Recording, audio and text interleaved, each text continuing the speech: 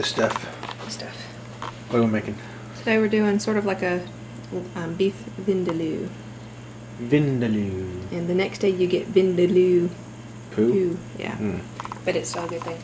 And here we have a monster onion. Mignon. This is one onion. That was one onion. This is like a pound and a half of onion.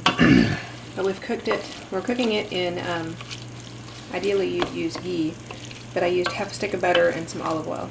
And we're going to slowly cook that until it's nice and golden.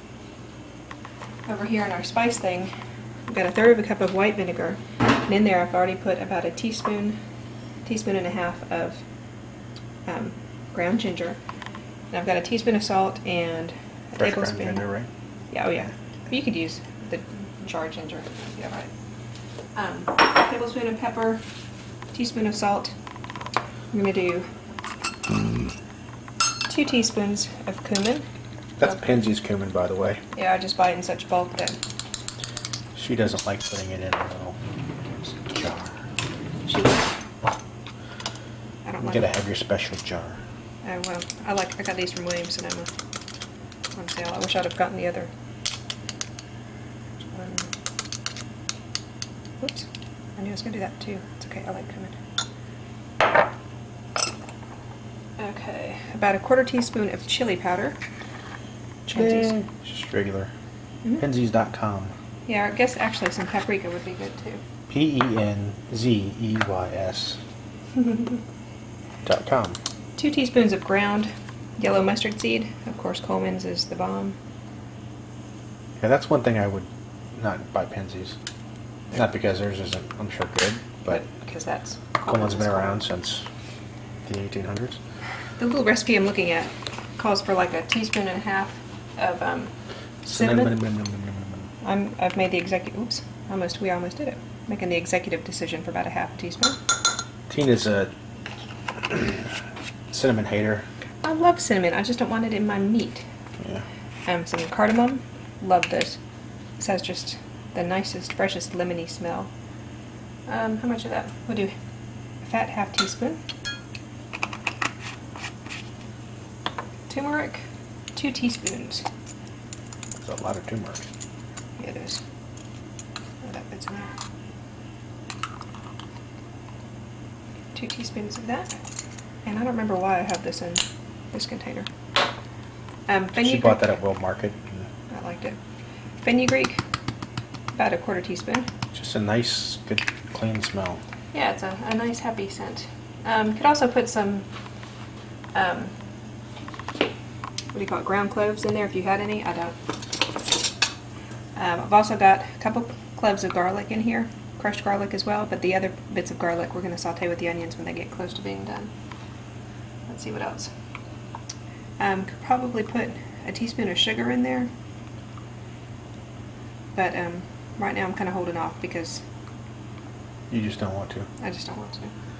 So we'll let this all sit and get happy and wonderful, and then when the onions get nice and browned, we'll be back and continue from there. Yay! There. Yay! Okay, the onions are close to being brown. They're at least very soft. We've got a couple more cloves of garlic and 2 Serrano chilies, serrano actually. chilies. I don't know what they're called in. Thai rolls. We'll get these. And here's they're cooked up a tiny little bit. Hopefully you'll edit that sound out. That'll be tomorrow. Now we can put the heat up some. Yeah, you don't want to do the onions over too high of a heat because then they'll burn. Ideally these would be a nice caramelized golden brown, but We're too tired to do, you just don't want to wait. yeah, they've been cooking a while. So get the edge taken off of the garlic and peppers. Over here we have about a pound of some nice lean stewed kind of beef. I'll put that off.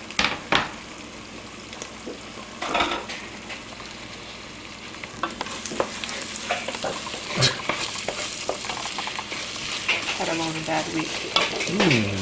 It's starting to smell really good with the peppers and the garlic in there now.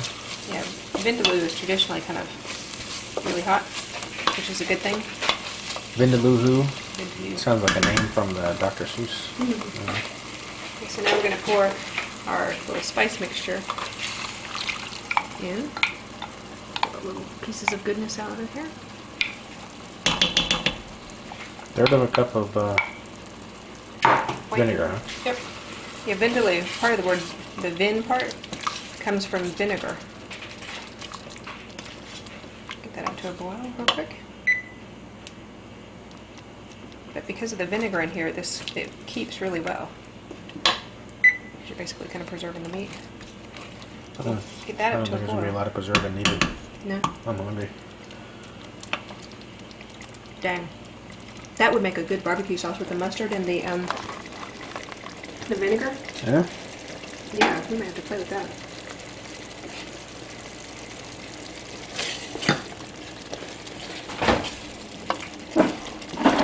As you're stirring, I'm going to put about that much tomato paste.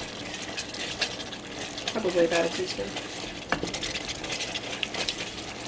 You want to see if you put some chopped tomatoes in there as well. Okay, go ahead and put the meat in.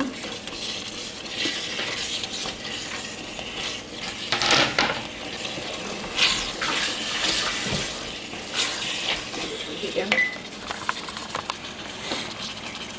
Yeah, that's a nice flavor. It's a really nice flavor. Tastes a little bit like Jenkins's.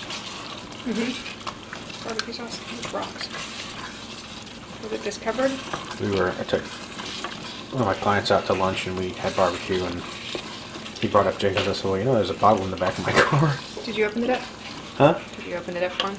No, because he likes Jenkins. And so I said, well, you know, I got a bottle of their hot sauce, or their barbecue sauce in the car. He didn't believe me, so I had to break it out.